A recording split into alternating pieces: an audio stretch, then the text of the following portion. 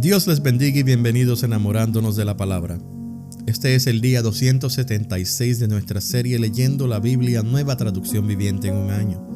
Hoy estaremos leyendo los capítulos 16, 17 y 18 del Evangelio según San Mateo. La palabra de Dios se lee en el nombre del Padre, del Hijo y del Espíritu Santo. Amén. Mateo capítulo 16. Los líderes demandan una señal milagrosa. Cierto día los fariseos y saduceos se acercaron a Jesús para ponerlo a prueba, exigiéndole que les mostrara una señal milagrosa del cielo para demostrar su autoridad. Él respondió: ustedes conocen el dicho, si el cielo está rojo por la noche, mañana habrá buen clima. Si el cielo está rojo por la mañana, habrá mal clima todo el día. Saben interpretar las señales del clima en los cielos, pero no saben interpretar las señales de los tiempos. Solo una generación malvada y adúltera reclamaría una señal milagrosa, pero la única señal que les daré es la del profeta Jonás. Luego Jesús los dejó y se fue.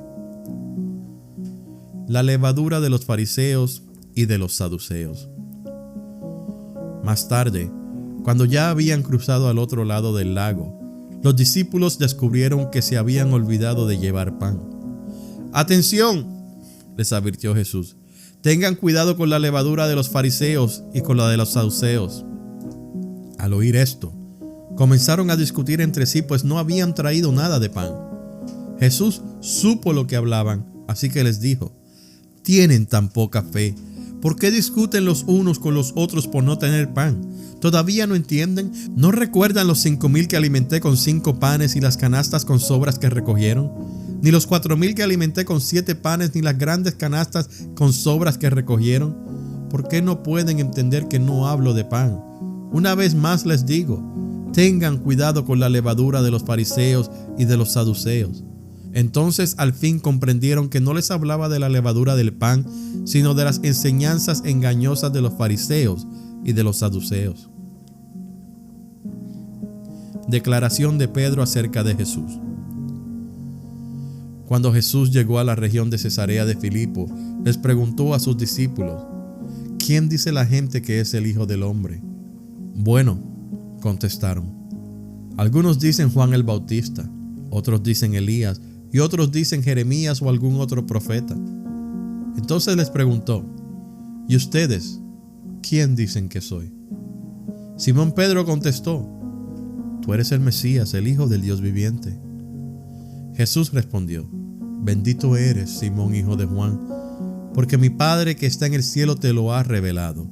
No lo aprendiste de ningún ser humano. Ahora te digo que tú eres Pedro, que quiere decir roca, y sobre esta roca edificaré mi iglesia, y el poder de la muerte no la conquistará, y te daré las llaves del reino del cielo. Todo lo que prohíbas en la tierra será prohibido en el cielo, y todo lo que permitas en la tierra será permitido en el cielo. Luego advirtió severamente a los discípulos que no le contaran a nadie que él era el Mesías. Jesús predice su muerte. A partir de entonces Jesús empezó a decir claramente a sus discípulos que era necesario que fuera a Jerusalén y que sufriría muchas cosas terribles a manos de los ancianos, de los principales sacerdotes y de los maestros de la ley religiosa. Lo matarían, pero al tercer día resucitaría. Entonces Pedro lo llevó aparte y comenzó a reprenderlo por decir semejantes cosas. Dios nos libre, Señor, dijo, eso jamás te sucederá a ti. Jesús se dirigió a Pedro y le dijo: aléjate de mí, Satanás. Representas una trampa peligrosa para mí. Ves las cosas solamente desde el punto de vista humano, no desde el punto de vista de Dios. Luego Jesús dijo a sus discípulos: si alguno de ustedes quiere ser mi seguidor, tiene que abandonar su manera egoísta de vivir, tomar su cruz y seguirme. Si tratas de aferrarte a la vida, la perderás, pero si entregas tu vida por mi causa, la salvarás. ¿Y qué beneficio obtienes si ganas el mundo entero pero pierdes tu propia alma? ¿Hay algo que valga más que tu alma? Pues el Hijo del Hombre vendrá con sus ángeles en la gloria de su Padre y juzgará a cada persona de acuerdo con sus acciones. Les digo la verdad, algunos de los que están aquí ahora no morirán antes de ver al Hijo del Hombre llegar en su reino. Capítulo 17. La transfiguración. 6 días después, Jesús tomó a Pedro y a los 2 hermanos Santiago y Juan y los llevó a una montaña alta para estar a solas. Mientras los hombres observaban, la apariencia de Jesús se transformó a tal punto que la cara le brillaba como el sol y su ropa se volvió tan blanca como la luz. De repente aparecieron Moisés y Elías y comenzaron a conversar con Jesús.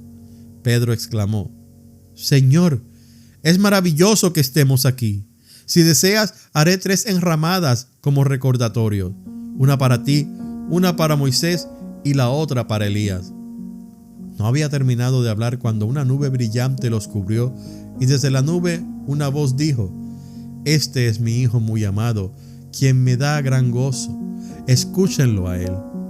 Los discípulos estaban aterrados y cayeron rostro en tierra. Entonces Jesús se les acercó y los tocó. «Levántense», les dijo, «no tengan miedo». Cuando levantaron la vista, Moisés y Elías habían desaparecido y vieron solo a Jesús. Mientras descendían de la montaña, Jesús les ordenó: «No le cuenten a nadie lo que han visto hasta que el Hijo del Hombre se haya levantado de los muertos». Luego sus discípulos le preguntaron: «¿Por qué los maestros de la ley religiosa insisten en que Elías debe regresar antes de que venga el Mesías?». Jesús contestó: «Es cierto que Elías viene primero a fin de dejar todo preparado. Pero les digo, Elías ya vino, pero no fue reconocido y ellos prefirieron maltratarlo. De la misma manera también harán sufrir al Hijo del Hombre». Entonces los discípulos se dieron cuenta de que hablaba de Juan el Bautista. Jesús sana a un muchacho endemoniado. Al pie del monte les esperaba una gran multitud. Un hombre vino y se arrodilló delante de Jesús y le dijo: «Señor, ten misericordia de mi hijo. Le dan ataques y sufre terriblemente. A menudo cae al fuego o al agua. Así que lo llevé a tus discípulos, pero no pudieron sanarlo». Jesús dijo: «Gente corrupta y sin fe. ¿Hasta cuándo tendré que estar con ustedes? ¿Hasta cuándo tendré que soportarlos? Tráiganme aquí al muchacho». Entonces Jesús reprendió al demonio y el demonio salió del joven. A partir de ese momento el muchacho estuvo bien. Más tarde, los discípulos le preguntaron a Jesús en privado: «¿Por qué nosotros no pudimos expulsar el demonio?». «Ustedes no tienen la fe suficiente», les dijo Jesús. «Les digo la verdad, si tuvieran fe, aunque fuera tan pequeña como una semilla de mostaza, podrían decirle a esta montaña: muévete de aquí hasta allá, y la montaña se movería. Nada sería imposible». Jesús predice otra vez su muerte. Luego, cuando volvieron a reunirse en Galilea, Jesús les dijo: «El Hijo del Hombre será traicionado y entregado en manos de sus enemigos. Lo matarán, pero al tercer día se levantará de los muertos». Y los discípulos se llenaron de profundo dolor. El pago del impuesto del templo. Cuando llegaron a Capernaum, los cobradores del impuesto del templo se acercaron a Pedro y le preguntaron: «¿Tu maestro no paga el impuesto del templo?». «Sí, lo paga», contestó Pedro. Luego entró en la casa, pero antes de tener oportunidad de hablar, Jesús le preguntó: «¿Qué te parece, Pedro? ¿Los reyes cobran impuestos a su propia gente o a la gente que han conquistado?». «Se los cobran a los que han conquistado», contestó Pedro. «Muy bien», dijo Jesús. «Entonces, los ciudadanos quedan exentos. Sin embargo, no queremos que se ofendan, así que desciende al lago y echa el anzuelo. Abre la boca del primer pez que saques y allí encontrarás una gran moneda de plata. Tómala y paga mi impuesto y el tuyo». Capítulo 18.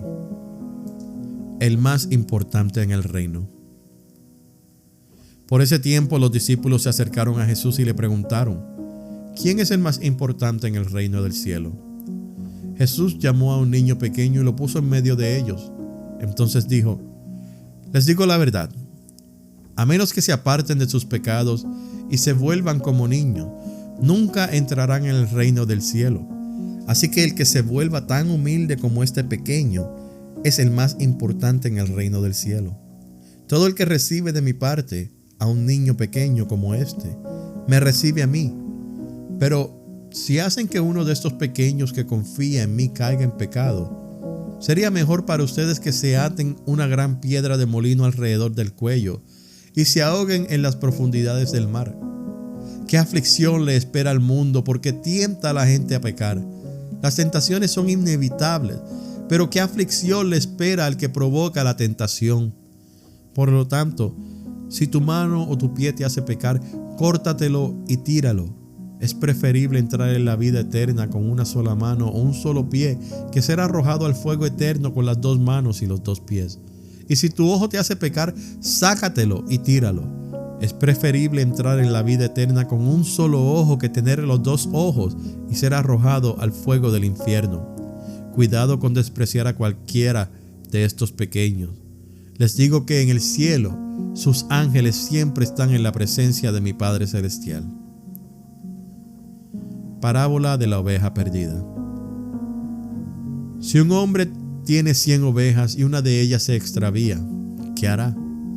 ¿No dejará a las otras 99 en las colinas y saldrá a buscar la perdida?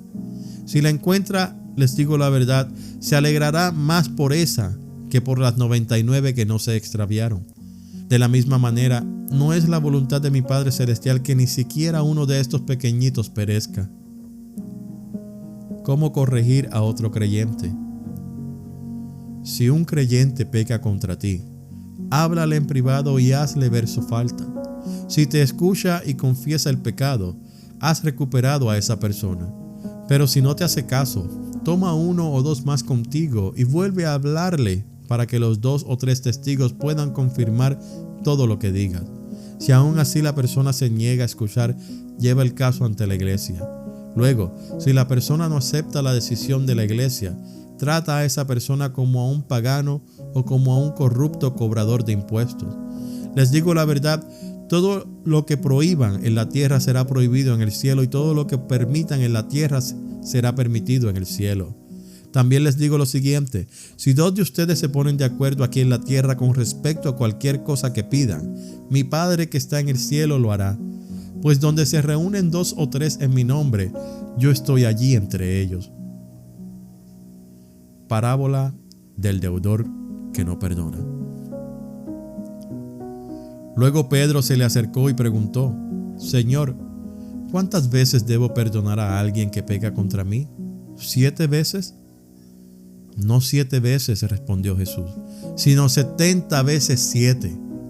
Por lo tanto, el reino del cielo se puede comparar a un rey que decidió poner al día las cuentas con los siervos que le habían pedido prestado dinero. En el proceso le trajeron a uno de sus deudores que le debía millones de monedas de plata. No podía pagar, así que su amo ordenó que lo vendieran, junto con su esposa, sus hijos y todo lo que poseía, para pagar la deuda. El hombre cayó de rodillas ante su amo y le suplicó, por favor, tenme paciencia y te lo pagaré todo. Entonces el amo sintió mucha lástima por él y lo liberó y le perdonó la deuda. Pero cuando el hombre salió de la presencia del rey, fue a buscar a un compañero, también siervo, que le debía unos pocos miles de monedas de plata. Lo tomó del cuello y le exigió que le pagara de inmediato. El compañero cayó de rodillas ante él y le rogó que le diera un poco más de tiempo. Ten paciencia conmigo y yo te pagaré, le suplicó. Pero el acreedor no estaba dispuesto a esperar. Hizo arrestar al hombre y lo puso en prisión hasta que pagara toda la deuda. Cuando algunos de los otros siervos vieron eso, se disgustaron mucho. Fueron ante el rey y le contaron todo lo que había sucedido. Entonces el rey llamó al hombre al que había perdonado y le dijo, siervo malvado, te perdoné esa tremenda deuda porque me lo rogaste. ¿No deberías haber tenido compasión de tu compañero, así como yo tuve compasión de ti? Entonces el rey, enojado, envió al hombre a la prisión para que lo torturaran hasta que pagara toda la deuda. Eso es lo que les hará mi Padre Celestial a ustedes si se niegan a perdonar de corazón a sus hermanos. Esta Ha sido la lectura del día 276 de nuestra serie Leyendo la Biblia, Nueva Traducción Viviente en un año. Gracias por escuchar Enamorándonos de la Palabra. Que Dios le bendiga.